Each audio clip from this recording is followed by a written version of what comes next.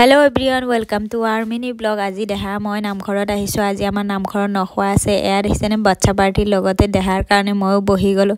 তাৰ পৰা আমাৰ নামঘৰত আজি অধিবেশনো আছে, বাৰ্ষিক অধিবেশন। এয়া অধিবেশন চলি আছে। তাৰ মাজতে এয়া দেহাই আমাৰ সকলোকে সেৱা কৰি লৈছে। তাৰ পৰা কতনো সি শান্তিত বহি থাকিব পাৰে। এয়া তাৰ উৎপাত ষ্টাৰ্ট হৈ গ'ল।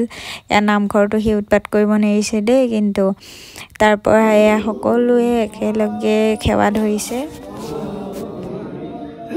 এটোকে বহুতখিনি সময় হৈ গৈছিলে, ৩-৪টামান বাজিছিলে। দেহা সেইকাৰণে অকণমান টোপনিয়ে গ'ল। তাৰ পৰা আমাক সকলোকে গৰম প্ৰসাদ ভগাই দিলে, কিন্তু দেহা মোৰ কোচতে আছে, সি খাবলৈ নাপালে। এয়া গৰম প্ৰসাদত দিছিলে তৰকাৰী, চালাড, তাৰপৰা দালি, কচু, অমিতা এনেকৈ দিছিলে। তাৰপৰা জলপাই পিটিকা, নেমু, নিমখ, আচাৰ গোটেইখিনিয়ে দিছিলে। এয়া নামঘৰৰ গৰম প্ৰসাদ কিন্তু অমৃতৰ সমান। কিন্তু এয়া আমি সকলোৱে পেট ভৰাই খালোঁ। অকণমান পিছতে দেহা খাৰ পালে, আৰু মাহঁতে যিহেতুকে আমাতকৈ পিছত খাইছিলে তাক অকণমান খুৱাই দিছে।